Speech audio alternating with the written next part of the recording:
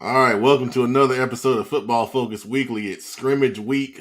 I realize a lot of our fans are probably out watching scrimmages, and that's okay because Football Focus Weekly is always here to come back and be available whenever you want to hear it on Facebook, on Twitter, or on YouTube. So that's the great thing about our show. We're still going to do it. We got a lot of fun stuff. We've been focusing a lot on polls, a lot on rankings. Tonight's going to be a little bit different. We're going to do a lot of discussion topics, exciting stuff to talk about, really good information. And then once we run the intro, we're going to come back. We're going to talk about what's on the screen, the CFI Classic coming up this Friday at Rocky River High School. So sit back, hang tight. We'll be right back in about, like Chuck Woolley used to say on Love Connection, 2 and 2. Be right back.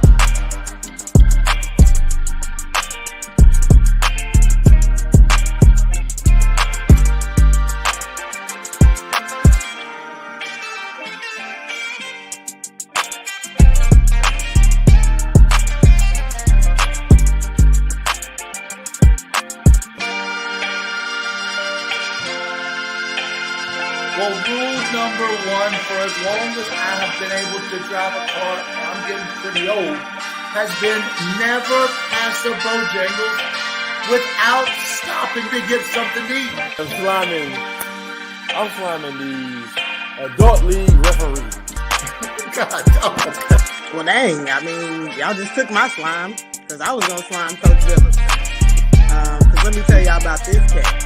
Well, I think I got to go with sliming who's ever running these stupid robo-dollars and group callers.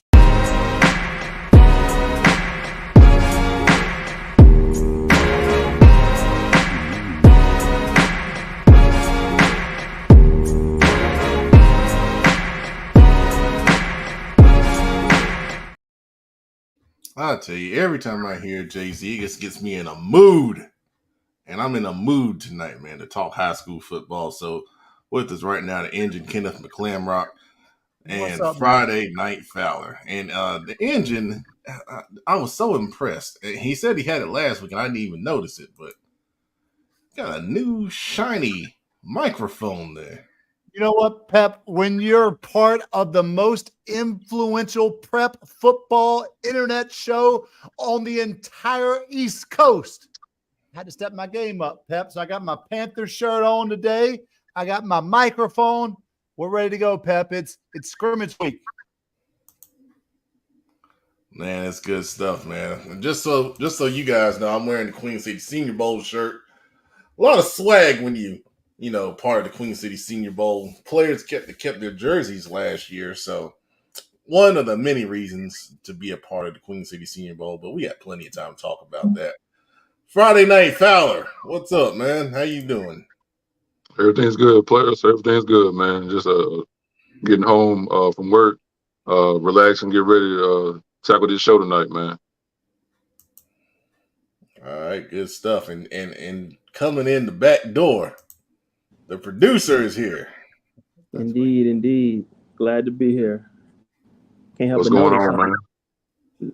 Hey, nothing much, man. Just got home not too long ago. Just can't help but notice how nice of a shirt that is that Mr. Petman has on. Must be nice. Glad to be here. Well, sir, once you get employed by the bowl game, you can get one too. As All much right. heat as that man takes for his picks. There's a lot of stress for this shirt. I tell you that. We'll get to that later in the fall. But let's see. We got 4 comments. I know a lot of our guys are out at scrimmages, but let's see. Family. All right. See, that's what I'm talking about, man. What up, Ori? What's up, my boy? What's good, baby? Yeah, Football Focus Weekly is a family. Trey Four in the house, baby. Even though you in Charlotte. Doesn't matter where you are, you're still a part. No doubt. Jason Bass checking in. Good to see you, man. Also, sir, those were available for purchase. That's all I'll say about that. All right. And then, look at this. This is amazing dedication right here. And I should not be surprised. The chat administrator is checking in live from the Grimsley-Mooresville scrimmage. Oh, wow. Ain't that something? Yeah. I heard something from the Huskies, man. You said you heard something? Oh, yeah, I heard they coming, man. Who's that? Huff. Oh, okay. They scrimmage daily this week. Yeah, I tell you, I got a lot of insights from the media days that were going on here in Charlotte, man. And I'll sprinkle in some of that stuff over the next couple of weeks. But it's a great night. Tonight's show, like I said before, is going to be a little different because we focus on so many rankings and polls and things of that nature, doing the preseason leg work that is you have to do, and highlighting a lot of kids. And we got a lot of feedback. Well, I got a lot of feedback. And it was good though. It's been really good. It's been a lot of fun.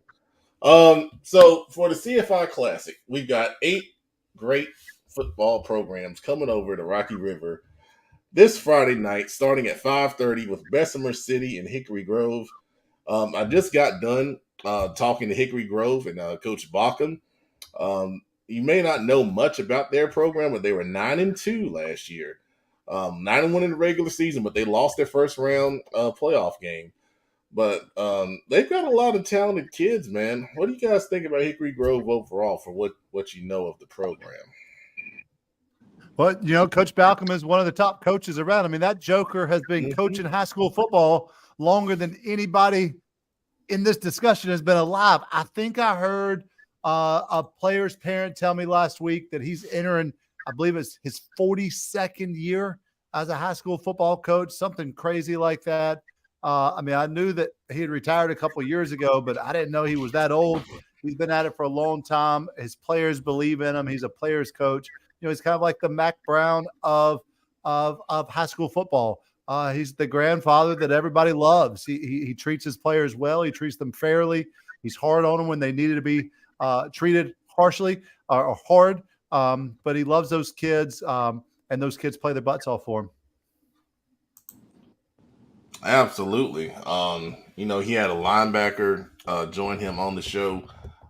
Excuse me, not on the show, on the preview that we filmed right before this. So after the show, you guys will get to see that. I'm excited to have them in the building with us. Bessemer City. He also has go ahead, Ken. 2 rock solid trainees as well over there. 2 brothers. One of them is a defensive end who is a sophomore, and the other one is an 8th grader who, let's just say, his potential is high. So you said rock solid training. What is rock solid training? Rock solid training is an opportunity for training for athletes in and around Cabarrus County who want to take their training to the next level. It's been mostly quarterbacks, but I've gotten to work with one of the top defensive linemen in the county here recently as well. But we have a lot of really, really, really solid athletes, parents, student athletes. If you want to take your training to the next level, man, for personalized training, hit me up. There it is. There it is. I definitely endorse that as well for sure. Bessemer City with Coach Short will be taking them on at 5:30. Gates open at 5. So once again, make sure you get your tickets. Go to charlottefootballinsiders.com and click on the CFI Classic header. And there you can prepay for your tickets. Tomorrow, Thursday, will be the last day you can prepay for tickets. And then Friday, you'll have to buy everything at the gate. So at Friday, you can buy them through the website. We'll have a QR code for that. And then you can also pay through Cash App, or you can pay through Venmo, and there'll be instructions on how to Now, do that. Pep, Go ahead. I'm seeing graphics of scrimmages charging 8, 9, 10, even more dollars to get in. CFI Showcase present or CFI Classic. How much is that? $5, man. Half the price $5. of what other schools are charging. People can. I mean, I understand it's 2023 and people have higher expenses for things, but I'm gonna tell you something. We're only charging $5 for this jamboree, and all the teams are getting fed courtesy of CFI because we don't have a sponsor. We are the sponsor. So, when we talk about doing things for kids, it's not just a tagline. A lot of people say they do things for kids, but I'm gonna tell you right now, we're not grossing $1 on this thing. This is really and truly for the kids, and we want to grow this, and there'll be opportunities to grow it. We're going to talk to some people in the off season that are interested in getting behind what we're trying to do. And if you want to be a part of that, feel free to send me or Kenneth a message. And as you can see, we put out a lot of content. There's a lot of opportunities for branding. I went to media days, and all 3 media days, and put out a ton of stuff, pictures, videos, interviews, all that stuff. So there's a lot of branding opportunity, and our reach is awesome. I mean, we've got over 22,000, probably 25,000 now with all of our Twitter accounts, combined, and all that stuff gets put out there. So if you want, if you know some businesses that really want to support kids, we would love to partner with them. So at 6:30, this is a very exciting matchup. We talked about this before with Berry and Harding. It's the Battle of Allegheny. They're not playing for the first time ever during the season because Harding switched conferences and they weren't able to work out, a game in a non-conference. So I would go to producer on this one because obviously we're both Harding graduates. What do you think this matchup means for these schools since they're not playing in the regular season for the first time ever? I think it's still going to mean pride. I mean, that whether it's a formal matchup or not, I think these guys, being so close, probably literally less than a mile apart, there's still going to be some pride, and it's going to mean bragging rights. If you get the best of each other in there, until they meet on the field again, be it another scrimmage or a game, whenever, those guys are going to be able to brag to the others until they see each other on the field again. Because, being in such close proximity, they're going to run in each other, out at the mall, at the store, or what have you. They're gonna run each other, and there's gonna be some bragging and some smack talking. So it's gonna mean pride, and definitely gonna mean some bragging rights for sure. So there'll be a lot of energy there. Looking forward to it. Yeah, I can guarantee you that both schools are very excited. I had a chance to ask Barry specifically about it at the Summit Conference Media Day, and all their players said, last year they weren't 100%. And they're excited to get another shot at Harding. And, I was also asked, is the trophy going to be on the line? And I told him it's between the coaches. I don't know. I don't know if the trophy's going to be on the line in the scrimmage. But, if that's all you got, then, maybe so. But we'll see about that. And then the showcase game, 7:30 with North Mech taking on West Forsyth. I had a chance to talk to both of those schools last night, and we put out the videos of that. West Forsyth, led by Coach Wallace. he promises that he's going to be a little bit different type of West Forsyth offense than you're used to seeing previously. So talking about explosive football, big plays. I'm kind of excited to see what they got cooking. They got Desmond Jackson. I think Friday night you talked about him as being a big time commit to North Carolina. Friday night, what else can you say about West Forsyth? What can we expect to see from those guys? They got one of the top offensive lines in the state of North Carolina. 3 Division I commits on that line. The Central Piedmont Conference returning rusher comes back in Chaplin. For what I'm hearing, the quarterback Burt Reed has improved from last year in the offseason. The Caleb David, the top returning linebacker in the conference, who led the conference in tackles, he's back. I'm hearing nothing but great things from West. They're pretty excited over there, and I'm pretty excited to see them. Yeah, we talked with a couple of those young men last night. You go watch the West Forsyth video. We talked with Desmond Jackson. We talked with the linebacker you mentioned, and we talked with their quarterback as well. So a lot of young, talented guys on that West Forsyth team. But North Meck has their own bevy of young talent, and I tell you, if you haven't seen Coach McKee's media day video, go check that out. He speaks with such passion. And it was really impressive. I told him, I said, you had me ready to go suit up. And Kenneth, I know you know a lot about North Meck, having coached there in the past. A young, exciting football team with a lot of energy. What do you think they're going to come out and do on Friday night? Well, they have a lot to prove, Pep. They're tired of being the 4th pick in the league every year. The Huff and the Chambers and the Mallard Creek. They're ready to finally step up. They've got some key players, of course, Charles House, the big defensive lineman, but they also have some studs in some other positions as well, some receivers, some skill players. I'm really excited to see what they do with the new offensive coordinator. And then, of course, a friend of our show, DV, who I coached at North Meck, who's the defensive coordinator there. They've got a huge week 1 matchup next week that they're probably, I'm hoping, not looking ahead to yet against Lake Norman. But, I'm excited about what North Meck is going to bring to the table this year. They're working extremely hard. Those coaches are extremely passionate. Reggie Lee, he watches the show every night. In fact, I think they're scrimmaging at Concord right now, just down the street.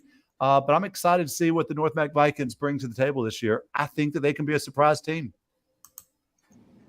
Yeah, they sure are. They are scrimmaging at Concord. Coach McKee was telling me, they're kind of tuning up for Friday night. I was like, okay, I like that, man. Good deal. And then in the finale, we got the home team, Rocky River, taking on Parkwood. Speaking with Rocky River, I've spoke with them several times. I visited them in the spring. They're going to have a little bit of different attack on offense. I think you're going to see more of a focus on the run game this year. They've got an athletic quarterback that can make some plays. But I think their strength really lies on their defense. They got a lot of veteran players on that side of the football, a lot of athleticism, good speed. I'm expecting their defense to kind of set the tone against Parkwood with Coach Mobley coming in, his first year as head coach. Very young head coach, very energetic. I expect offensively they're going to have some explosive plays. I saw them last year against Providence. They made, several big plays in that game, and they're going to have some of those guys coming back to make big plays once again this year. So it's a really exciting slate. You got teams of all. I got a message on Instagram that asked me what levels are these teams, and I thought about it, and I said, well, you got a good mix here. You got private school, you got little 1A action with Bessemer City and Barry Harding. You got the big rivalry, 3A, 4A, and then the big 4A teams with North Meck, West Forsyth, and then Parkwood, Rocky River are kind of the same, size with 4A, 3A as well. So it's a good mix here. I think all 4 games are going to be competitive. I don't think we're going to get any blowouts, and it's going to be an exciting time for sure. A good comment right here talking about North Meck, Kelson Tate. Yeah, he is electric. He's kind of a slot receiver that I think can play some running back as well. They're going to put the ball in his hands a lot of different ways. He's going to be exciting. And North Mac has a couple guys that can be exciting with the ball in their hands. So make sure you come on out, check it out, man. Only $5. You know, I'll be there. Kenneth will be there. Producer will be there. I don't know if Friday night gonna be. You coming Friday night? No, I'm not gonna be able to make it, y'all. I got some other plans. Oh, okay. Well, we'll leave that alone.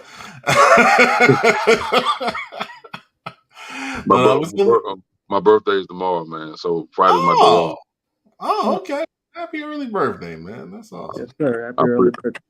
Appreciate y'all, brothers. Appreciate y'all, man. Good deal. Good deal. Can't beat that, man. That's $1.25 per scrimmage. I mean, it's less than a cup of tea at McDonald's. I mean, well, I put it to you like this. I'm not gonna go put it off. I'm not gonna put it off. It's a possibility I might show up. How about that? Come on down Friday night. Let's do it, brother. Yeah, man. Yeah, we'll get put you you sideline passes and everything. Thank you for saying that, Kenneth. All media are welcome, by the way. All media are welcome. I had a couple inquiries about media, and you're more than welcome to come on out and take pictures and highlights and all that good stuff. So, all right, let's transition to our next topic here. We're going to talk about some of the best other scrimmages that you can check out. For some reason, if you can't make the CFI Classic, which I don't think you should miss, but I'll do my civic duty and share with you what else is going on here. So obviously scrimmages started today, and there's been several early this morning, and then there's some going on right now. Probably too late to get out to a scrimmage now, so if you're watching this, we're gonna let you plan for Friday. So there's some coastal football going on at West Brunswick and Southeast Raleigh. We got a good friend up in Southeast Raleigh, and Coach Simmons doing a great job with that program up there. And then they got a good scrimmage here in the mountains at Irwin High School in Asheville. It's like all their schools are so beautiful to play at up there. And then you got, we made the list. Yeah. CFI Classic. Now we've arrived. And you get on high school OT, man. That's when you arrived. That's all right. That's all right there. All right, so a couple more. Friday night, here's a jamboree up at your area at Grimsley, the DJ Reader Football Jamboree. It's got some teams that we've discussed on here with Grimsley and Northwest Guilford. Leesville Road's a pretty good program, too. That's where I might be at Friday right there. You might want to go to Dudley Football Jamboree. Look at this. Yeah, Yeah, I would go there if I was up there. Page, Southeast Guilford, Mallard Creek, Mount Tabor, and Dudley. Yeah. That's pretty stout right there, buddy. Yeah, that's a good one. We see Huff is holding a jamboree. They got Ridgeview out of South Carolina versus Porter Ridge. They got Mooresville and Huff. Where's Chat Administrator? I know he got something to say about that. He might come in later and say something. And then Monroe and Palisades. That's an interesting matchup right there. Okay. Good deal. Let's see what else we got here that looks good. There's another one. There's another one Friday too, pal. East Forsyth playing Reedsville. Oh, it's just those two? I think so. Yeah, at Reedsville. That's an interesting matchup. Yeah, they've scrimmaged each other for the past. I think, to my knowledge, they've scrimmaged each other for like the past 4 or 5 years. Okay. Yeah. Good deal right there. Let's see. We're using high school OT stuff, so we'll plug their jamboree right here at Wake Forest. We got Millbrook and Hillside, Apex Southern Durham, Wake Forest and New Bern, and Heritage versus Cardinal Gibbons. And that's a scrimmage, Millbrook and Hillside. I was hoping Big Eye Shelby would be here so he could talk about his jamboree they're going to, because they're going down to South Carolina and Gaffney, but he ain't here. So he missed a chance to plug that, but they do a really good job down in South Carolina. You mean football down there? We talked about it before, and we're gonna talk about it here in a minute. They really invest in it, and they got some really good stuff going on there. Pep, I was talking to a high school coach down in South Carolina the other week, Mm-hmm. And he told me that their budget for food expenses for their players is over $200,000 a season. $200,000. They feed them breakfast in the morning time all summer. They feed them lunch. And then when practice begins, they have 2-a-days. They feed them breakfast, lunch, and dinner every single day. $200,000 high school budget for food expenses. Wow. Whoa. That's unbelievable.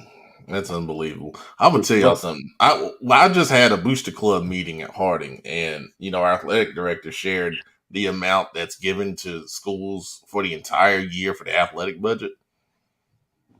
It ain't $200,000. I tell you that much. I used to raise $35,000 for my program, and I thought I was doing something. That paid for everything. Good night. Unbelievable, man. All right, so real quick, we're going to talk about, of course, next week we really get deep into week one. Well, I want to kind of go through the week one games and see the best ones to check out. Obviously, the Thursday night matchups down at Memorial Stadium, Cox Mill taking on Weddington and Independence at Mallard Creek. Me and producer will be there providing coverage from those games starting Thursday next week. But, we talked about the Saturday games at Memorial with the Turf King thing. We got Myers Park, Charlotte Christian, Palisades and West Charlotte, and then Huff and then Burns out of South Carolina. Those 3 games there. Saturday, we talked about the Providence Day and Northwestern out of South Carolina matchup at Bank of America Stadium, where they're charging $5 tickets to play at Bank of America Stadium. Amazing. High school scrimmages cost more. I don't know why. But we kind of forgot about Friday night. And there's a lot of teams playing on Friday night. So I wanted to kind of run through, pick out a couple games with the help of Max Preps here. This is kind of how I plan, the show. I figured it'd be a good tool to kind of pull it out and take a look at some really good games for Friday night. So Central Cabarrus and Sun Valley. I think that'll be a good competitive matchup, we talked about Coach Balkin from Sun Valley, and obviously the engine coached at Central Cabarrus, so it's a good measuring Bev, the head stick coach again. at Central, was at Sun Valley with Coach Balcom, before he came to Central. So a lot of familiarity there. It'll be a little bit of a reunion for Bev too, I'm sure. Yeah. East Meck and Berry will be a good competitive game. I think both of those teams on a similar level. People don't know this. Harding is going to Brooklyn Case in South Carolina for week one. I don't even know how that game got set up. What do we know about Brooklyn Case? Do we know anything about them? I know a little bit about them. I'll talk about that next week. So West Meck and Olympic are playing in the Air Traffic Classic. I thought that was great branding, and it was a great little flyer they put together. And it's going to be an annual matchup. Both of these schools are near the airport in Charlotte, and that'll be a lot of fun. And I think it's going to be a pretty even game there. I think both of those teams are on similar levels for sure. And that's a great name for that classic, by the way. Oh yeah. Haven't been down there to both stadiums when my cousin was playing for the Panthers with AYF. Hey, every 10 minutes a plane taking off. It's a pain to do interviews over there, I'll tell you. Let's see, a little Union County battle with Cuthbertson and Parkwood. I think that'll be a good game. You mentioned North Meck and Lake Norman earlier. Let's see. Reagan playing Marvin Ridge. Yeah, that'll be an interesting one. Yeah, okay. That's at Marvin Ridge, right? Mm-hmm. Okay. Butler and Rollsville, there's been a lot of talk about that one. That's a good kind of 704 versus 919 matchup, and they're going to be at Rollsville. So Butler has a lot of cool games this year. I like their schedule. The Park Road Battle, annual between Charlotte Catholic and South Meck, will be a good one. RG Kill and Providence rival game. Those schools do not like each other. Let's see here.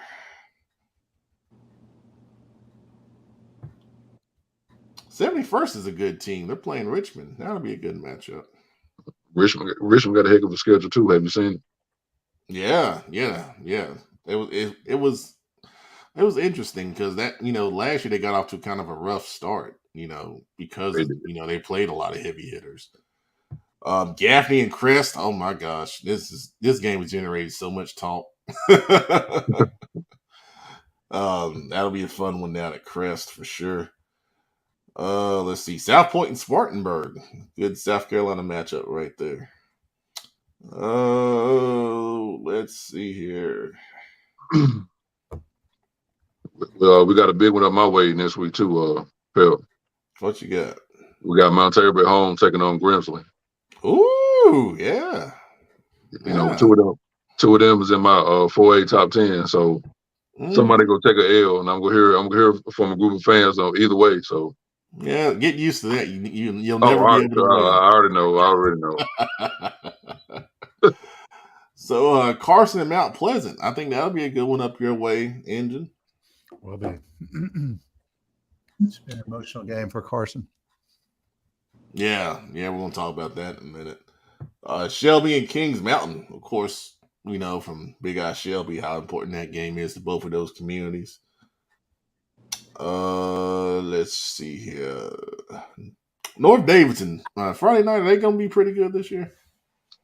I haven't really heard much about them. I know their best player last year graduated, running back. So haven't really heard that much about North Davidson. I know Oak Grove is supposed to be decent, but I haven't heard too much chatter about North Davidson. Okay. All right, I think we're getting to the end here. Ashbrook Forest Hills, that's an interesting game right there. Both of those schools looking for some big things out of their teams this year. All right, so those are previews of week one matchup. We'll talk more about week one, obviously, in depth next week, for sure. All right, so we're going to a lot of go ahead. Teams in our area just not shying away from early out of conference, tough, challenging opponents. We used to see it. Some schools we would say they used to just seek out an opponent that obviously wasn't on their level, but no, these are good matchups, like great measuring stick for your program, even though out of conference opponents. So it's good to start with a challenge and just kind of really see where you are. Absolutely. I had to commend a lot of teams for stepping up to the challenge and not, trying to, pad their schedules with weaker games. So good stuff. All right, so we're going to do a little something different here. We're going to do a discussion segment called 3 and Out, where we did this a couple times last year, but we have 4 topics because, you're 3 and out, you got to punt. So it's 4 topics that we're going to talk about. The first one I want to bring up is, and Kenneth kind of alluded to it with Carson, the effect that death can have on your football team, a death of a teammate or death of a coach, whatever you want to look at it. It's a very emotional thing, and I've experienced it. I'm sure Kenneth's experienced it, from the coaching aspect of things. But I just want to get everybody's feedback. What kind of a state does that put your team in, and how do you kind of get them ready, to play a football game on Friday night? Engine, I'll let you kind of go first on this one, and I'll go after you. Fortunately, Pep, I never had to deal with it directly as a head coach. Of course, we had players who passed after they had graduated, players who passed who were no longer at our school. But, in the middle of the season, before the season began, recently in the last, decade or so, Kannapolis has dealt with that. Concord dealt with that a few years ago. And of course, Carson here very recently is dealing with it with the death of Dalton Gray, a senior linebacker and fullback. It's where you hear teams talk about family and brotherhood and camaraderie and all those taglines that coaches like to talk about, but it's really where, from what I've talked to other coaches, where you see those things really start to become true. Where guys don't have anybody else to lean on, man. These are the guys who they were sitting beside of in their locker just the other day. Guys who they've played with, who they've sweated with, who they've laughed with, I lost a former player this weekend. He was 22. And I've had so many former players reach out this week. And even at 22 years old, 4 years removed from graduating, 5 years removed from graduating, these guys are taking it so hard. It's so tough. It wrecked me this weekend. Luckily for Carson, Coach Lowe, J Lowe, he's one of my guys, is a phenomenal coach. He's a phenomenal role model. He loves his players the way that you want your son's coach to love them, and he does things the right way. And I know that this past week and a half has been so tough for them, but no doubt that this team is going to come out and they're going to want to have an incredible season in honor of Dalton, their fallen teammate. Yeah, that's definitely well said. I've unfortunately have had to deal with it. In the mid 2000s, I believe 2007, we lost. I was coaching at Harding, and we lost our fullback and linebacker Travis Davis to a shooting that happened, maybe 5 minutes from the school, and it happened on a Sunday. And, I'll never forget, getting the message and then, kind of trying to process, this young man not being with us anymore. And the thing about it was he was an emotional leader for us. And, he's had a quote that, still rings so true. And it was, pain is temporary and victory is forever. And going through that week, it was hard, to get the players to kind of understand the gravity of it. I remember we had, people coming over that wanted to talk to the team. I remember, Panther players and coaches coming over.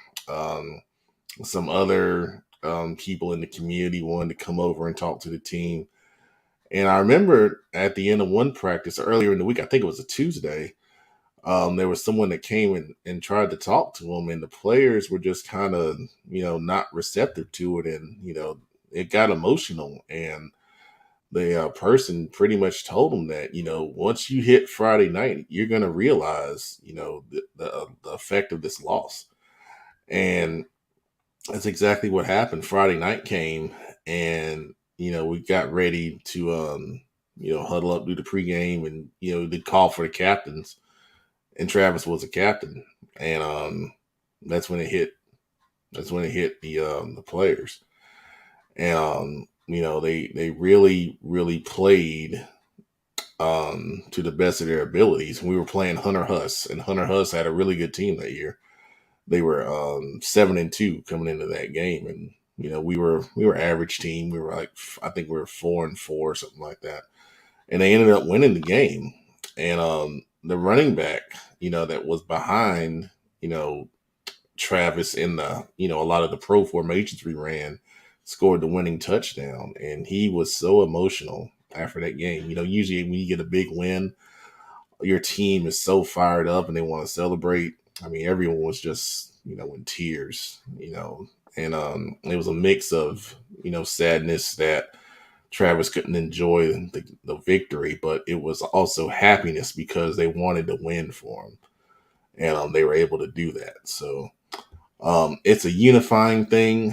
It's a wave of emotions, and Kenneth mentioned that he lost the former player. There was a former player that I coached, for his 9th grade year. Met him in 8th grade when he was at Sedgefield. Recruited him. Well, not recruited. He was coming to Harding. Let me use the right term before I get in trouble. But he was coming to Harding. I went over there and met with those guys when he was in middle school in Sedgefield. Trayvon Corbett. He was the MVP in the 2017 state championship game for Harding. He played corner. He had a big interception in that game. So a couple big tackles as well. He died in a vehicle accident very recently, and I talked to Coach Griner, who obviously coached him, and we kind of talked through the situation, and It's just like Kenneth said, it's hard. It's hard to deal with that and realize a kid that was so young and so promising, to have his life end in such tragic way. It really pulls on your heart. So yeah, it can be definitely a big time emotional deal. Let's go see producer Friday night. You guys want to add anything on Well, I was that? gonna say, I don't know if you remember this, but I know that was what, like 16 years ago now. But I actually came to that game right after Travis passed in '07, and I remember just walking away, just being very proud of the team.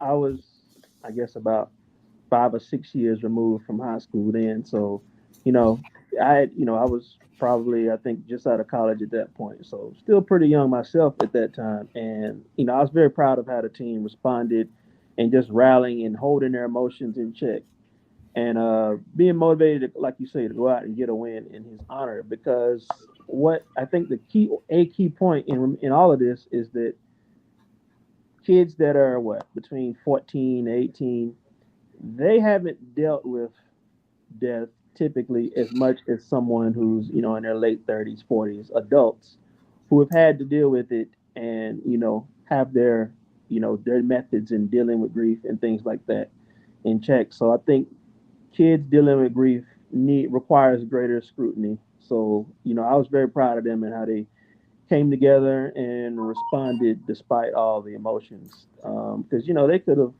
a team could easily fold and just come out discombobulated and unfocused, and no one would really blame them.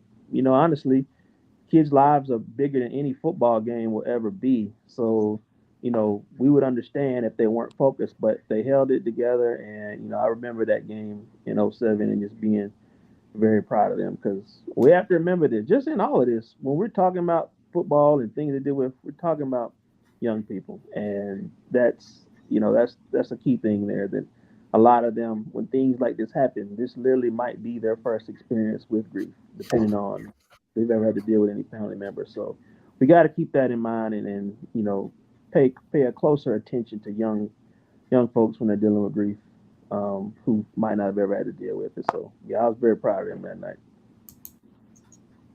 Absolutely. I'm gonna bring in Big Eye Shelby here. So Big Eye Shelby, Friday night, we're talking about the effects that death of a player can have on the team. You guys want to share anything on that? I didn't experience that as a player, but I experienced it twice as a coach. Um, I think a lot of times, where, like y'all been saying, like the kids, a lot of kids haven't experienced that as a kid, and adolescents. I know I had a situation when I was in maybe fourth or fifth grade. I had a classmate pass away in a car accident, so it kind of ruined me for the rest of my life when it came to going to funerals and things like that. So as kids, man, you have to understand that sometimes, like, you may be close with the kid that's on your team, or it may be a classmate, or maybe just be like a teammate in general. You have to understand that it's kind of cliche to say, but things happen for a reason. But you have to also understand that as a friend or as a cousin or as just a teammate, that you may have done all that you've done to help those kids in certain situations. Some situations are tragic. I think every situation with the kids is tragic, no matter what path they chose to go down as a kid, because they all kids at the end of the day, and they all innocent. They all trying to find ways to move around and maneuver life. So we never can look down on a kid when certain things happen or they choose certain paths in life, because sometimes they can't escape it. So, but just as a coach, man, having to deal with that with two kids past, man, it's tough, man. It's different because most kids always walk around with the idea in their mind that, oh, that'll never be me, so I'm never gonna worry about that. And I think that's one of the biggest things that we have to do as coaches and as parents, or just leaders in general, to let kids know it's unfortunate that kids can pass away early, but you never know what's going to happen in life. So a lot of times, I think a lot of kids get caught up and say, man, let's win for such and such. Let's win for such and such. That sometimes you don't really know the outcome of the game, and now you're down. Just play your hardest, no matter the outcome of the game. Play your hardest to you just please yourself. Obviously, that person may not be there with you no more.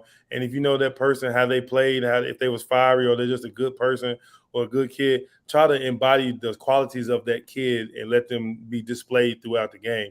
Don't worry about the wins or losses of saying, man, let's win for this person or let's play for this person. Like, be yourself, but at the same time, you know how that person will love to be out there with y'all playing. And so it's a tough situation, man. I can't imagine how that is as a player, experiencing death as a teammate. I experienced it as a coach. Obviously, I'm a little older now. I've been through situations in life where that kind of prepares me for things like that. But as a kid, I know that has to be tough. So as parents or just as teammates, we just got to keep leaning on each other, stay prayed up, and just always just try to live life to the fullest, because every day is a new day for you to be better. And it's one of those where, like, it's tough though as a kid, man. You know, lean on people. If you experience that, I know the team that just lost a kid that we spoke about last week. If you're a player on that team, man, don't be afraid to open up and talk to people. It's what your coach is there for. It's what your counselor is there for. It's what your parents are there for. I've experienced it with kids. Like, don't be afraid to ask questions, because we've all been in a situation where we want to ask questions and always want to know why. So, just lean on each other. Well said, man. Well said. Thanks for that. All right, let's talk about and here we're gonna bring on the only coach ever on a internet show. Robert Washington, good to have you. And it's right on time, because we're gonna talk about coaches' pay. And we're gonna talk about coaches' pay in North Carolina specifically. Let's talk about it. Yeah. It was a big topic at the media days. We gave, a lot of people asked the coaches, how do you feel about it? I mean, they were very candid. Coach Hales, at Butler, obviously their media day was first, and he kind of, put it out there, well, with a lot of good, information and breakdowns on how much time it takes, for coaches to put in to coach their football teams effectively. So I know Big Eye Shelby, you were passionate about wanting to talk about it, so I'll let you go first, and then we'll, kind of slide the panel around and let them give their insights. I think coaches' pay is one of those major topics that I think that always needs to be discussed in North Carolina, man, or just coaching in general. For a lot of you guys that don't know, most coaches, the coach's stipend comes at the end of the year, depending on what county you work for. I believe Gaston County, for some of my coaching friends that coach in the public school system, they were saying that I think some of their stipends, I think their one stipend gets broken up from August to like November, possibly December. I know in Cleveland County, our check always came at Black Friday.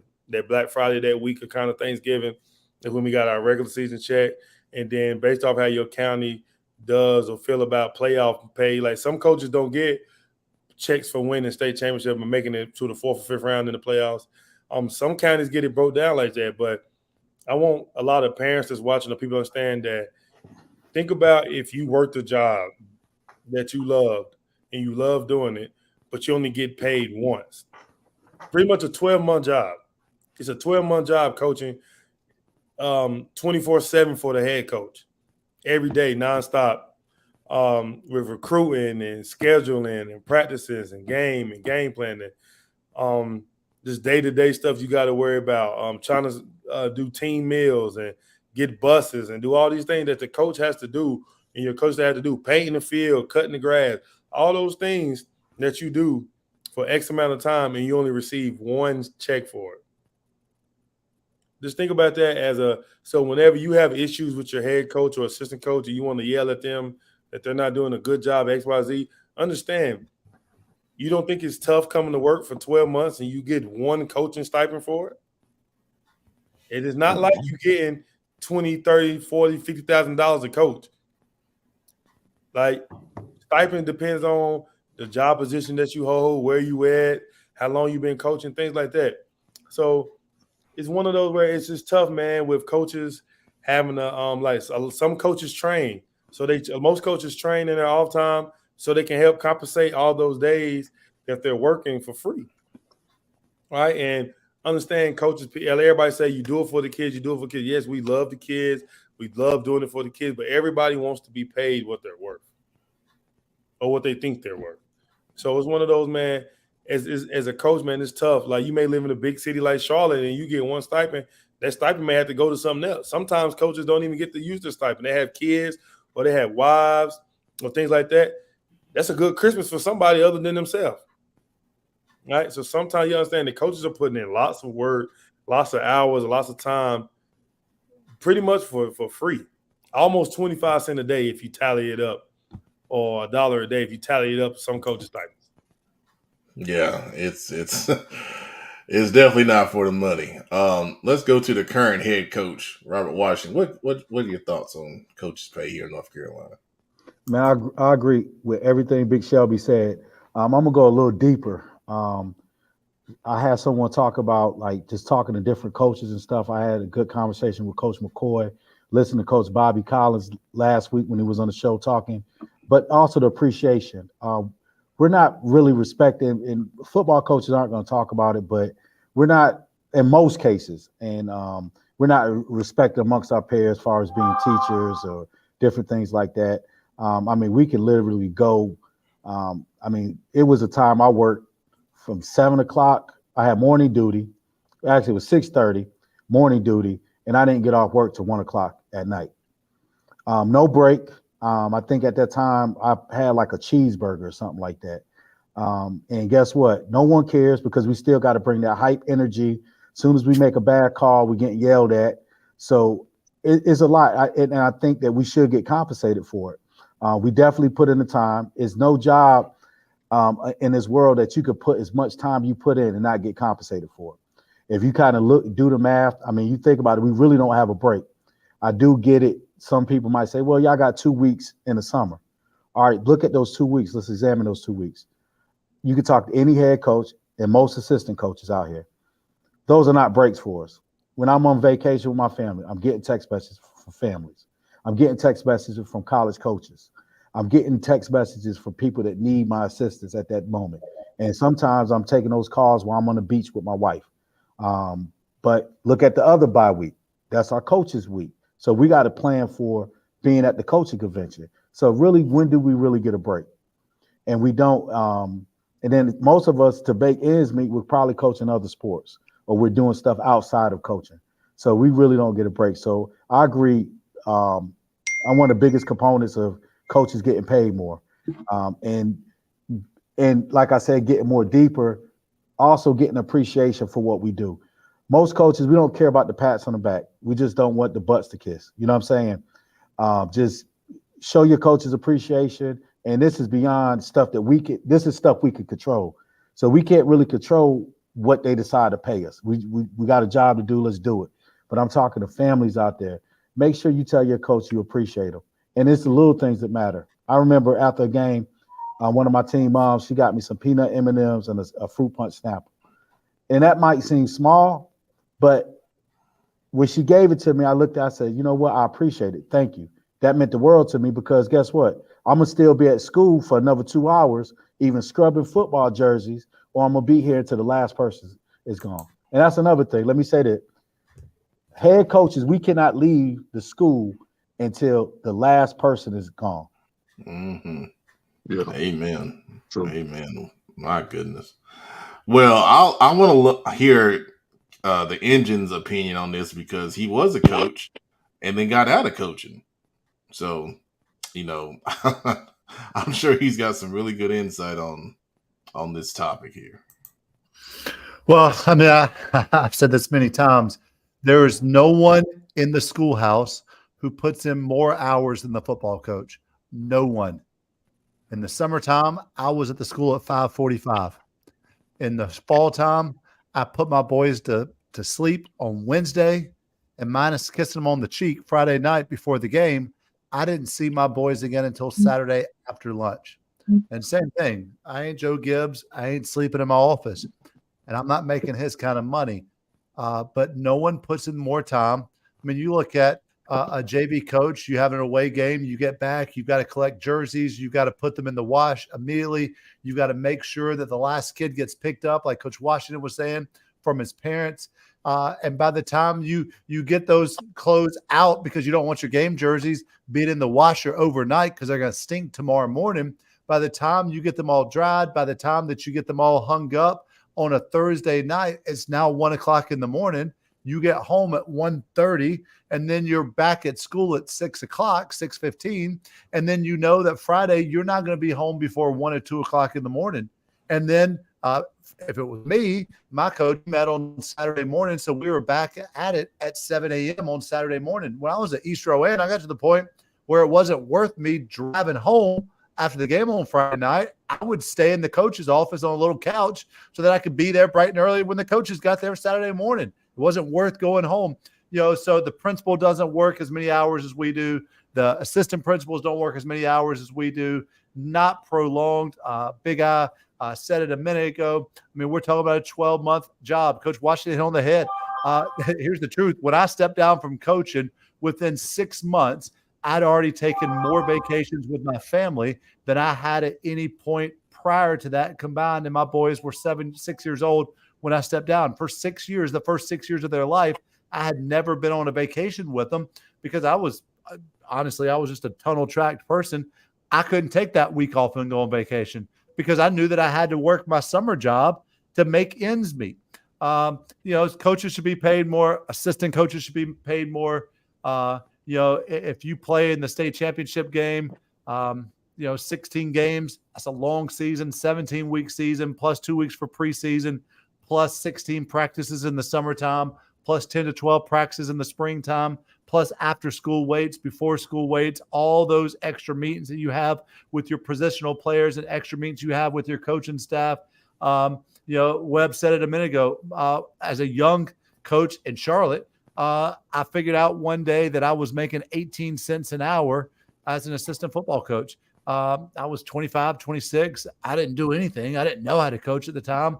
But the time that I was putting in came out to about 18 cents an hour. When I became a head coach, Matt Jenkins and I laughed about this one time. We heard a coach say, man, I put in 30 extra hours, coaching your son every week. And me and him started dying laughing because, we're trying to figure out up in our head during football season, we're working our full-time job, teaching 3 classes, dealing with parents, doing grades, having meets with teachers and admin and that kind of stuff. And we're putting in 55 or 60 hours a week at least in football. It's phenomenal. It's crazy. Of course, coaches should be paid more. I mean, I think you guys absolutely murdered that topic. I mean, just Can I all over it. Can I give the non-coaches perspective? All right, real quick, because we got some comments we got to share. I was just gonna say, I think as a whole and as a society, I think we need to value those people who are put in place to help guide, our youth, from educators, coaches. We put so much emphasis on them, and we put so much pressure and demands on these people, but we don't want to compensate them fairly. And I think that's just something that needs to be fixed. I mean, look at how many guys, football players, who have gone on to do great things, whether it's play in college, play in NFL, going on to be doctors and lawyers.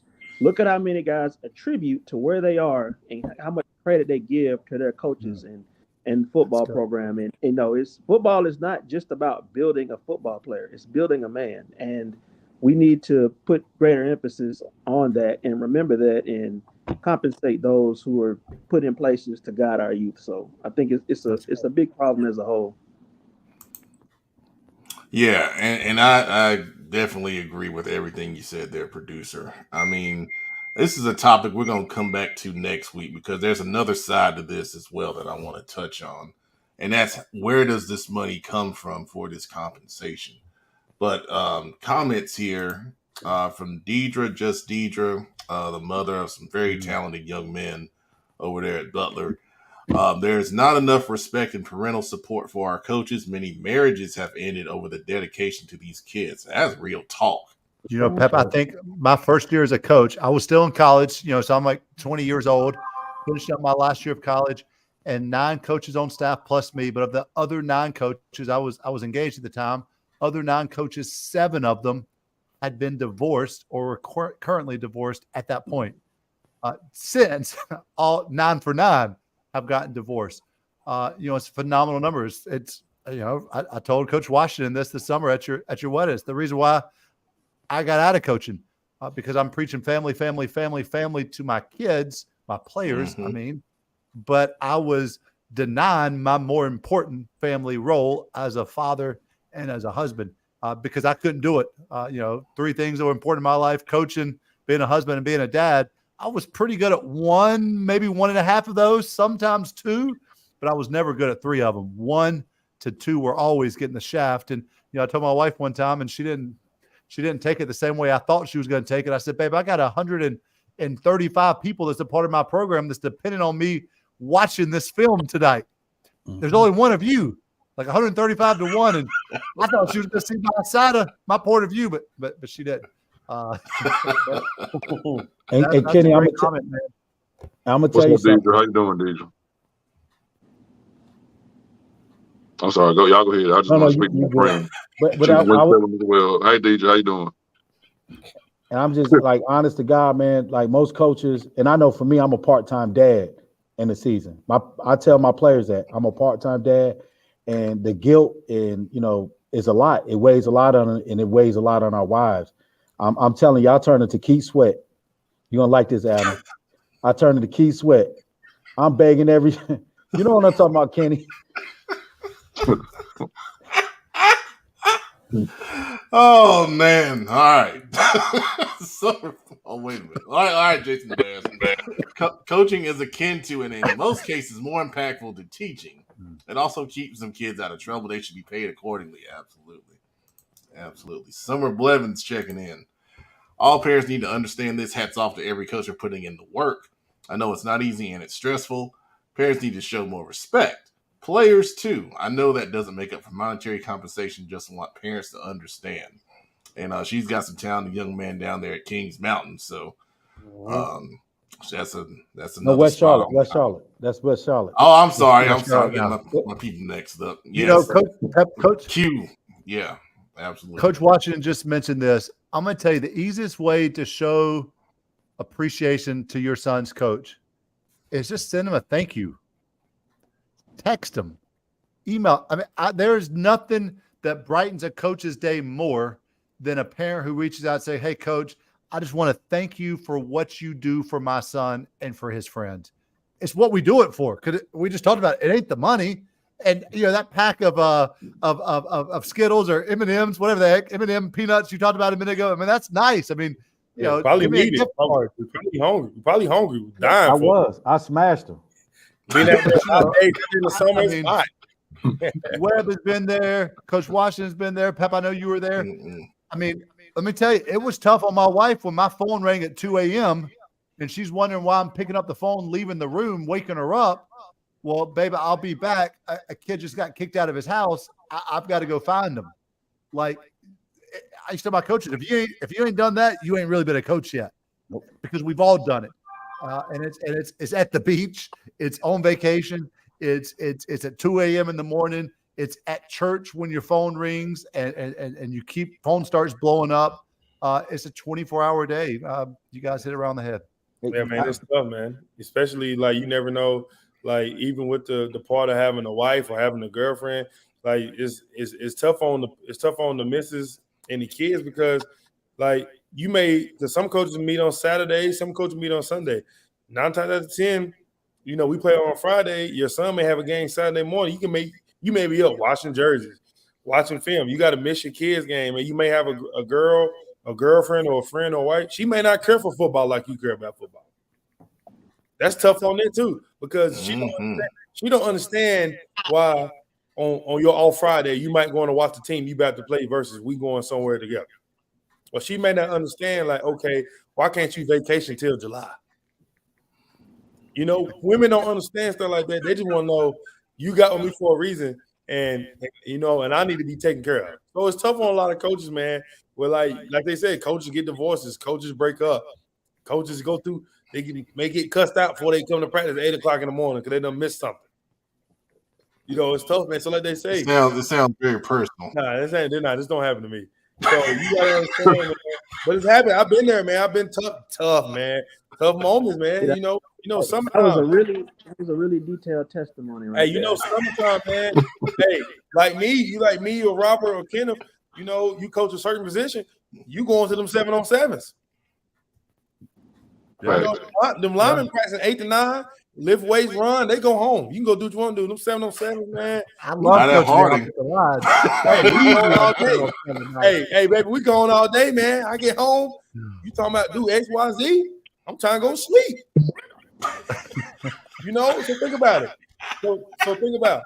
I'm swearing, hey, if your woman care, you know way make your woman happy. If we get compensated enough, it'd be all right. You go do a couple 7 on 7, and she got a new bag on the bed when you get home. Yeah, Maggie used to always say that she was married to doctor's hours with teacher's pay. Yeah, that's what it is. Wow. Hey, just think about it, man. You never know. I like that. That's it. You never know. Phone going off nonstop, man. It's tough, man. Hey, to my younger coaches out here, if y'all need to know how to bake, give me a call. Hey, so I always talk, man.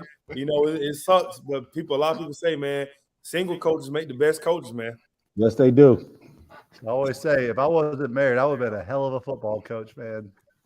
That's what I'm saying, man. It's crazy. It's tough out here. Oh, man. Man, we had to save this segment for CFI After Dark, boy. There's a lot of stuff we can go into there. Jamal, this is for you. Deidre did say hi back to you, so I wanted to share that.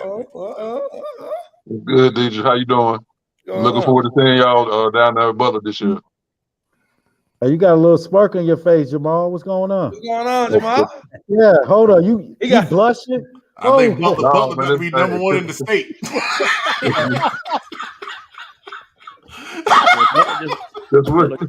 I'm sorry. That's Winston-Salem right there, man. I got to show love my people, Rob. You know what I'm saying, Coach? No doubt. That's Winston-Salem, North Carolina right there, baby. Burning that midnight oil, I see, huh? All right, Kenneth. Man, ain't messing with y'all, man. We're going to finish up these topics next week, but we got another new segment here, and it's called, we try to think of a name, but this is we need some help. So I'm going to let go solo to Kenneth. Right now it's called Go For It or Punt, and he's going to host this, so Kenneth, take it away. You know, so basically the idea is each week I'm going to give the panel 3 statements. And if you like it, you're going to go for it. Tell me you like it, you going for it. Quick blip on why you like it. If you don't like the statement, nah, we punt the ball. We ain't going for it. So we're going to punt or we're going to huddle up and go for it. And I'll give you the statement, and then I'll holler at you and tell me whether you like it, you're going for it, you're huddling up, or you don't like that. Let's punt and let's take our losses. So the first one, man, really easy. Carolina Panthers #1 pick, the greatest quarterback future to be ever, who weighs 155 pounds. Bryce Young will start all 17 games this year for the Carolina Panthers. Webb, you huddling or you punting? Oh, we huddling, baby. I believe in Bryce, man. I just don't believe in Carolina. I knew that was coming. Friday night, what you think?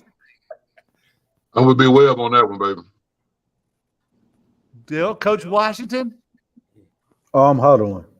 They better play that, boy. Look, them fans going to be talking about keep pounding. There's going to be some pounding going on. He don't start. Producer, what you think?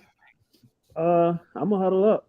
We got, at least on paper, Panthers got a really good offensive line, going the season. They can stay healthy. If the O-line stays healthy, he stays healthy. So, yeah, I'm going to huddle up. I'm going to go for it. Pep, what you think? I got a punt, man. I mean, he's a rookie. He's got to get in the weight room. He's got to get stronger. He's got to add weight. The Panthers have a right guard, Austin Corbett, who's hurt right now. Cade Mays is a backup. I'm concerned that, things are going way too well in Carolina. And when that happens, something bad's going to happen. We're all excited for Bryce. I predict that he's going to have a sprained ankle, and then the greatest backup quarterback in NFL history, Andy Dalton, will come in and lead us to a couple of big-time victories. Wow, some positivity from a former coach, man. Pep, I'm gonna punt it as well. A 17-game season is a lot. for any rookie quarterback. I've got him missing one game. But I got him starting 16 games. All right, next topic. So rumor has it that Cal, Stanford, and as of today, SMU are being linked to the ACC. Do you buy that one of those three teams will be in the ACC in the immediate future? Pep, what you think? Man, no. I mean, here's the thing. I get all the realignment stuff and everything, and some of it makes sense, but what do Cal and Stanford and SMU bring to ACC? I mean, The Atlantic Coast. well, that's number one. And then what are these teams even? It doesn't make any sense. The markets that they bring. Do people in Texas even care about SMU ever since the Pony Express? Is that the team we're talking about? No, The Pony they don't care. Express. That's it. Yeah. Stanford, they're all smart, but no, I like this comment right here. I'd rather have East Carolina. That makes sense. Yep. All right, that's my time. I'm sorry. It's supposed to be quick. Big Shelby, what you think? I'm punting it, man. I don't believe it, man. It just, it doesn't make sense logistically. You mean tell me Carolina got to travel over to Cal for a Monday night game and you expect them kids to fly back and go to class? But can we go with the whole, I'm tired of hearing that from football coaches. How many Division I football players are actually going to class anyhow? They're all taking them online. I'm thinking from an all sports standpoint, not necessarily football. So now the women's golf team, that's gonna be a long night. It's gonna be a long night if you're on a soccer team, then you got a calculus exam Tuesday morning. You huddling up or are you putting that thing? I'm punting the ball all the way out of the stadium on that one. I just think the story is almost like just for shock factor. I think it's just nonsense to think about schools that exist on by the Pacific Ocean being in the Atlantic Coast Conference. It just doesn't make sense. And then just the nonsense logistics. You got to get the lacrosse team to Cal for a Tuesday night game. It just doesn't make sense. The logistics would be really crazy, and it would just be out of whack. If it did happen, it would just be for shock factor. So it's too much money that goes into a conference realignment. So no, it's just a nonsense story. I don't think it'll happen. Coach Washington, what you telling your offensive coordinator on Friday night? I'm putting it for all the reasons y'all mentioned, and I think it's just a big money grab. It's about money and TV stuff, TV money and whatnot. Let's just start focus on playing these players. That's my comment. Friday night? Putting, man. Bunch of garbage. And that's all I got to say about it. I'm going to put it as well. Last one. We'll bring it home. This year, this fall, a CMS football team will win the state championship. Producer Brandon? I'm going. I'm gonna go for it, man. I think that the odds are just in the CMS favor. We got a lot of heavy hitters as always, and I think it's a reason that CMS teams and Charlotte area teams win often. So because of the talent in the area and because of the going into the season, the heavy hitters in the area. So I'm going for it. I think so. Good chance. Coach Dub, what say you? I'm gonna go for it. Just like Brandon said, it's too much talent in this area. Because you could look at the 4A, Butler, Huff, Independence. You got a lot of good teams in that area. But you can even look down in the 3A level. You look at West Charlotte at the 3A level. They should win the state championship. So it should come out of somewhere because West Charlotte talent shows and says that they should win.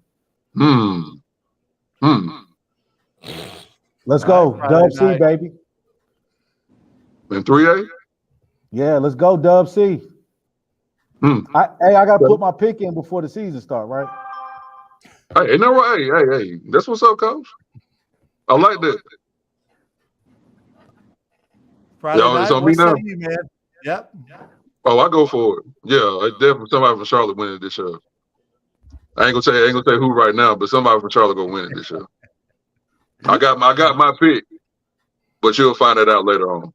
Oh, we already know it's Butler. Oh no, we probably already found out a few minutes ago. Yeah. Pep, Ain't messing with y'all, man. I'm not messing with y'all, man. I'll go for it. Like everybody else said, the odds are in Charlotte's favor. I think outside of Grinsley, there may be a couple other teams. Now, here's one point though. I think we may have to win it on the road because Charlotte's going to beat up on each other, and the other teams will kind of dominate their area, so they may host the game. So, but I'll definitely go for it though. all right, Big Av, what you think? Yeah, I'm definitely going for it, man. I think there's a lot of talent in the area, man. So you just never know, man. I think Charlotte always have a good odds to win the state championship. Oh, we chucking it deep too. We 100% on that one. Hey, All can I say something real quick? All right. And correct me if I'm wrong.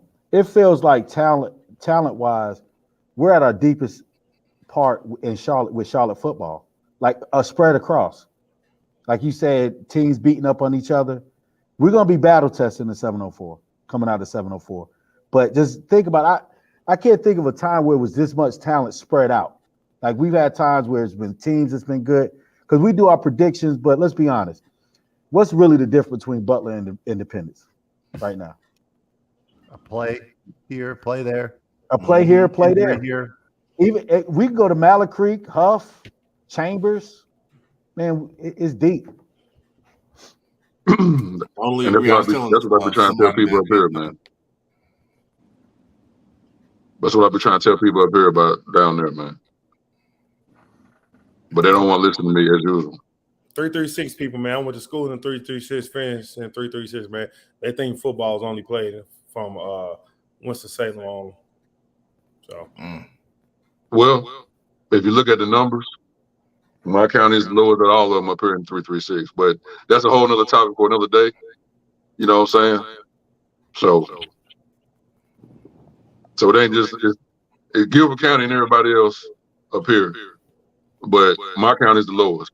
So they can say what they want to, but the numbers don't lie. There it is. So that's our new segment, Go Forward or Punt, which will be probably named something else next week. Now we're going to do another new segment called Instant Replay. I want to ask everybody here played football, simply, what was the toughest loss you had as a football player? Producer. I'm gonna go my senior year. We were playing Concord. I think it was in the rain. We were like 2 games in the city that night. It was like a tropical storm warning. And I think it was us in Concord and I want to say Independence and Providence. I think were like the only 2 games we played. And basically I think we lost. I think the final score was like 13-7, defensive battle, and we had the ball like in the inside the 5 at the very end of the game, and just came down to the last play basically. So that's a tough loss to lose on a game that comes down to the last play. I think that's tougher than getting blown out. If you get blown out, you just know it just wasn't your day. But if you lose 13-7 on the last play, you could have won. It just like y'all said a minute ago, play here, play there. But yeah, I'm gonna go senior year. I guess that would be ancient times, like 2000, Concord and Hardin. All right, yeah, I remember that one. Unfortunately, Friday night. But see, I didn't play team sports. You know what I'm saying? So I don't know if y'all know that or whatnot. I didn't play no team sports. But as a fan, can I do this? Yeah, as a fan, ahead. Why not? The toughest loss I ever experienced was my Raiders losing to Tom Brady and the Patriots. Say what? I'm a Patriots fan. Full disclosure. Oh man, really? I'm from New England. I'm a true Patriots fan. But you couldn't lose to a better team. Man, damn that. Okay, well. Shelby, why don't you go ahead? Oh man, probably the biggest loss, but one I can remember like night and day, man. I was a freshman, man, lucky enough to get to play JV and varsity. Got moved up my ninth grade year. We're coasting through the playoffs, man. We beating folks down there at Shelby, man, and we ran into Salisbury. Man, we had these jokers up 14-0 halftime. Going into the end of the third, we up 21-0, man. And we were winning the game all the way up until the last 6 minutes of the fourth quarter. I'll be doggone. These boys ain't scored 3 straight touchdowns on us to come back and get the lead and win the game. You're talking about I ain't never cried after a game. I was 14 years old, man. Just boo-hooing. Everybody, why you crying? Why you crying? I knew state championships of a dime a dozen, man. I never knew what was going to happen the rest of my time at Shelby. We had a good team, played with a couple guys that I looked up to in high school. And it was just crazy, man. I cried like a baby on that field, man. My sister was cheerleading, man. She coming up like, what's wrong? What's wrong? I was like, what you mean? Hey, I'm 6 minutes from the state championship as a freshman. I cried like a baby, man. And fun fact, man, the quarterback name was John Knox. I was coaching AAU last year up in I think we was in Mooresville. We was in Mooresville when Kenneth got upset with me that I didn't let him know that we played down the street from his house. That's neither here or there because I didn't know. But we playing, and the guy like, where y'all from? I'm like, man, we from Shelby. He said, oh, I played Shelby back in the day. I said, where did you play at? He said, Salisbury. I said, man, Salisbury had this bad quarterback name was John Knox. He said, nice to meet you, sir. I'm John Knox. And I said, man, oh, man. I said, man, you ruined my freshman year, baby. But, yeah, I'll never forget that loss, man. Never. Oh, man. Did they win the title that year? I think they did. They had him. I think he went to Carolina. They had another guy that played. They had a pretty good team that year, man. What year was this, Will? I don't want to put that out there. I might have some parents, older ones on there that might want me. I don't want to put that out there. But nah, that was that had to been 2010. They ran a wishbone, right? Yep, we ran the same offense. Okay. They couldn't move the ball or score. Yeah, they ran. And they threw 3 verticals on us. They won the state championship that year because I was at the game. They won at BB&T Field that year against I believe it was Northeastern. Verticals on us, man. Threw it up. We got my homeboy DB got burned so bad, man. They called pass interference too. But that lets you know, kids, if you're watching, you got to play to the last minute, man. It's never over till the fat lady sings, man. Mm-hmm. Well, that was a Joe Pinion coach Salisbury team. Mm. Yep. All right, Engine, go ahead. Pep, we've talked about this on here, man. 1998 effing Kings Mountain semifinals. We're 24 minutes away from going to play in the state championship, and we would have won the state championship. It wasn't even close. And then we just sucked it up the whole second half. Y'all lost to Kings Mountain? Sucked it up, man. They had they were on a mission. They'd gotten beat by Kannapolis the year before in the third round of the playoffs, and they had this shirt that was like whatever they wore that was about that game. And so they had beaten Kannapolis the week before us in the third round, and then we played them in the semis. And they had a big old boy at running back and a big old boy at quarterback, and their defensive line was all about 250. They had this big dirty joker. We called him Big Dirty. And I'll never forget, we'd watch film. He'd been cheap shotting people every game we played. Quarterback for us, throws an interception down the sideline. I turn, try to make the tackle, and I see Big Dirty coming at me, buddy. And I knew I was about to get my lights handed to me. He's about 6'4", 210. I'm not either one of those two things. And I'll tell you what, took that joker's knees out. I cut him like hell on the sideline. He went flying into our players' bench. We got beat. Stinking Kings Mountain, man. They didn't win the state championship. Tell them, Big Shelby. They got 0 rings up there. I think they're the only team in Cleveland County with that one. But you said this was 98, Coach Engine? 98. This was 98? 98. Yeah. Y'all would have won the state championship. Y'all beat Kings Mountain? Oh, yeah. We should have won the year before that. We were the only losses we had were to A.L. Brown the year before that. I don't know. Twice. I got to disagree with you, right? Because who won the state championship that year in 98, right? Somebody out east. I don't know. Carver Yellow Jackets. We Y'all would have beat smoke them. Carver. We would Y'all smoke beat them. Carver. Y'all have Huh? We would beat them by 28. No.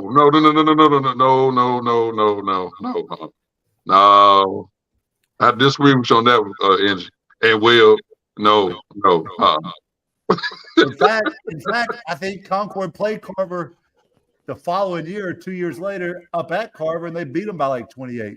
Probably so. No, that wasn't no 2 years later, trust me. Yeah, it was when my But- brother was in school in 2000. No. you're right, 2004. 2000, it was about 2005, 2006, yeah. 2004, 2006, one of those two state championship teams. Yeah. Yeah, we went there. I got to show my Winston pride with that one now. Come on now. No, nobody was beating Carver that year, buddy. Even Nick Maddox didn't want none. Wait a minute. All right, Nick Coach Maddox- Dub. Man, come on, man. All right, let me say this because I'm actually texting one of my parents. So my worst loss was actually my first experience. I found out real quick what a stack team was. First game ever, we got like mercy rule. I think it was got beat by 70 damn points. Found out real quick that we was talking in the schoolyard like, hey, y'all gonna play for this team, and I ended up playing for the team that I could get the most playing time for. All my homeboys went to another team, and we got our ass smoked. So.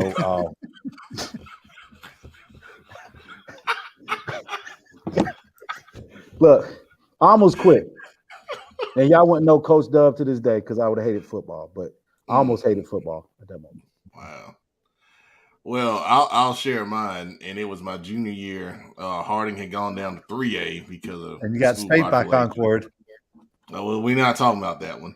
We're talking about the game before that game was against West Rowan.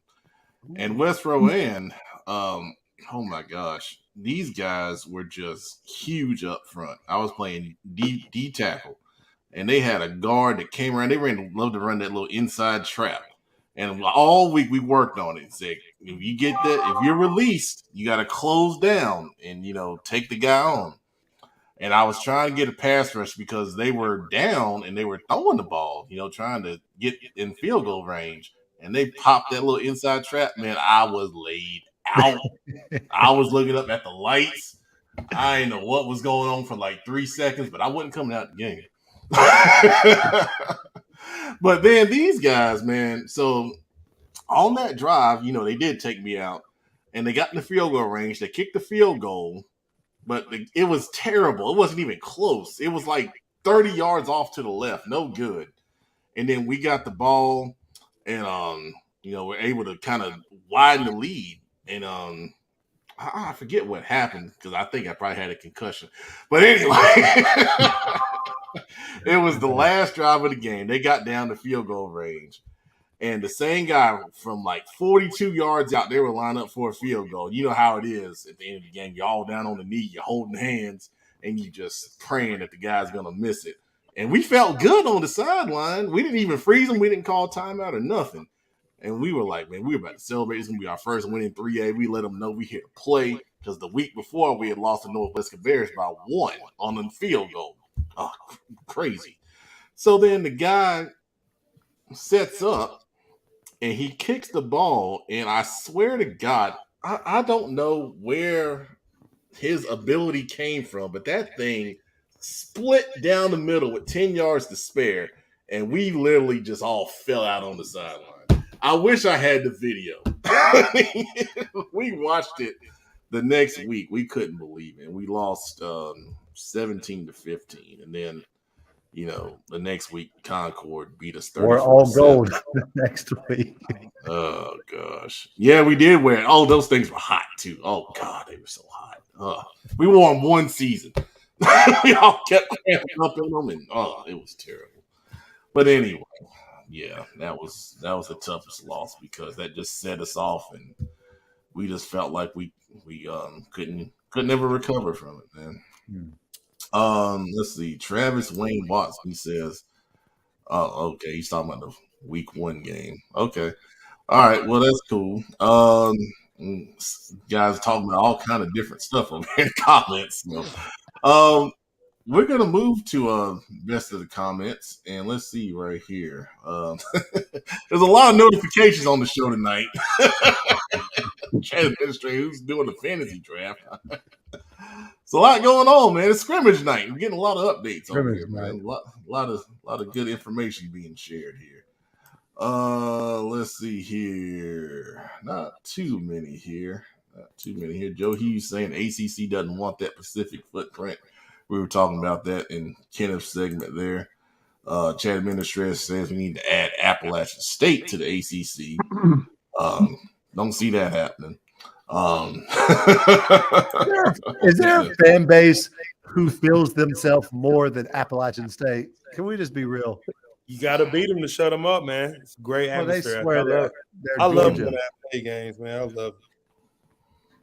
I've never been up there. We got some clarification here from Deidre. Says her and Jamal are from the same hometown. Okay. Try to tell y'all that, man. Okay. Well, Hey, that doesn't clarify nothing. That doesn't mean anything. What does that mean? What does that It needs more history. right? Y'all crazy. You just Oh, made we it did it worse. to Pet Man for years. You just knew. yeah, That man ended up getting I married. have a ring now, so they don't have to. They can't do that anymore. Someone else has got to take it. Hey, we got Friday night and the producer, ladies. Oh, Lord, here we go. Now, they done lump me in Matter there. of fact, here's the producer. And so you know, single, ready to mingle. Lord. Friday night. There you Single, go. ready to mingle. What's happening? How y'all doing?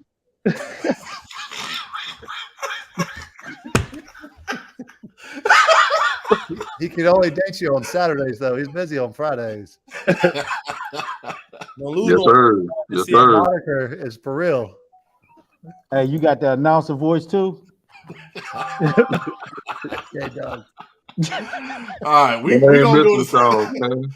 we I'm gonna not go to messing with slide y'all, time man. before we get in trouble. So, it is that time to slide with your favorite host. Definitely not me. Him. You know what time it is, Pep. We've had a fun show. It was almost a Football Focus Weekly after dark tonight. We kept it PG, though. But now it's time for slime time. Big Eye Web. Who are you sliming on tonight? Hey, man, I'm gonna be honest, man. Haven't had a lot of slime in these last couple of weeks, man. I just been, been positive things, positive vibes, positive thoughts. I just want to give a big shout out to my JV Patriots, baby. We're going over to Chambers tomorrow, playing the Olympic, whatever their mascot is. We're going to play those guys tomorrow in the JV Jamboree, baby. 6:45. Come out and watch the JV Patriots, man. I don't have no slime, man. Nothing but praise and high praise. Well, we ain't in Cleveland County anymore, man. The Olympic Trojans. You got to learn Well, this that's stuff, the name, man. man. The Olympic Trojans. They better strap up tomorrow, baby. Man, look, we do slime time every week. You got Every a whole week. week. Hey, With a nothing slime. bad been happening. It's the Nothing second bad week in a happening, row man. you ain't had a slime. Nothing bad been happening. I got some slimes, but it ain't CF5 appropriate. It has to be after dark, baby. All right. I can't say it on here. Dog. Coach Dub. Who are you sliming tonight? I'm gonna slime these chair companies. As y'all know, Alabama Sweet Tea Party went down over the weekend, and I'm hearing they're selling white chairs for $125 online. It's ridiculous. So that's my slime for the week. Capitalism. Friday night. Who you sliming tonight? We touched on it earlier, man, about this conference realignment and stuff, man, and it's just ridiculous. You know, when I heard the Cal Stanford rumor and then SMU, I'm like, come on, man. The Big 12 and the Big 10 is already ridiculous, man. I mean, we're really looking forward to that Arizona State UCF Saturday night showdown, or that Oregon Rutgers showdown during the week for basketball. And like Webb says, you know, you got to turn around and go to school the next day once you get back. You know what I'm saying? This conference realignment is crazy. I understand the logistics and financial aspect of it, but come on, man. Somebody got to put the kids first. So that's my slime of the night. Pep, That's good stuff. Friday night. Pep, who you sliming on tonight? You know, it took me a while because I was thinking about it. I got so many options, but I'm going to slime drivers who keep changing lanes in traffic and we're not going anywhere. Like, why do you feel the compelled need to speed up, cut in front of somebody, and we're going 5 miles an hour? And then as soon as the other lane starts moving, you want to cut back in front of somebody else. You're not moving anywhere. Do you understand anything about physics? You obviously don't. You must have got an F. You must be from the north. It just drives me up a wall, man. Because every day it's just like, what are you thinking about? You're too selfish. You're too selfish. You need to go take Kenneth McClamick's driving school class and learn how to drive. Because this don't make no dang on sense, man. Jeez. True that, man. True that. You know what? I think I'm going to slime whoever came up with the idea to start school 2 weeks earlier than normal. This summer, not only are we starting school 2 weeks sooner, tomorrow is my first day with kids, not only did I lose 2 weeks worth of summer pay that I can't get back. We've already talked about those struggles. 2 weeks earlier. And why? Because a couple of high school chemistry teachers want their kids to take their final exam before Christmas break. Ain't nobody else caring about that. The PE teacher, he ain't talking about his kids doing their fitness test before Christmas break. The middle school teacher, they don't care about that mess. Elementary school teachers, they ain't testing their kids in January. Nah. We got a couple of chemistry teachers and math teachers who were upset that the kids got to enjoy their Christmas break without having to find out what their grade was in their class. I'm sliming this new school start time, man. Give me my 2 weeks back. It's going to be early tomorrow, Pep. You got the producer. Oh, shoot. Producer. God. No. Who you sliming on tonight, producer? Man, you almost had an accessory slime there. But I'm gonna. I think I got an easy one. I'm just gonna slime Spectrum. They sent me a message at like 1 p.m. saying there was an outage in the area and it would be fixed by 3:30. And it's now 11 minutes after 9 and my Wi-Fi still isn't working. So I've been on this whole show using the phone signal. So Spectrum, you gotta get it together, man. It's like 6 hours almost past your deadline. Spectrum is slime. Wait, you still don't have internet? Not my Wi-Fi. Nope. And they say it'll be back on at 3:30. It's almost 9. Netflix and chill. Nope. Can't. Unfortunately. Tubi and Tubi. I'm done. All right, so that is this week's Slime Time. Next week, we'll get into week 1. We'll have game previews, our lovely predictions that love to motivate football teams across the metro area, and then more discussion. We'll get back to the discussion. We'll talk about open enrollment, and we'll hit that other angle about coaches' pay that we wanted to discuss. I really appreciate everybody that was here on scrimmage night. I know a lot of people are out, probably getting home now. Go back and watch the playback of the show. It was a lot of fun, a lot of good discussion tonight. Final comment: Deidre decided to log off, but we'll discuss this after the show in our after show meeting. So, thank you for watching Football Focus Weekly, the best show on the East Coast, talking about high school football. Good night, everybody. We'll see you next week.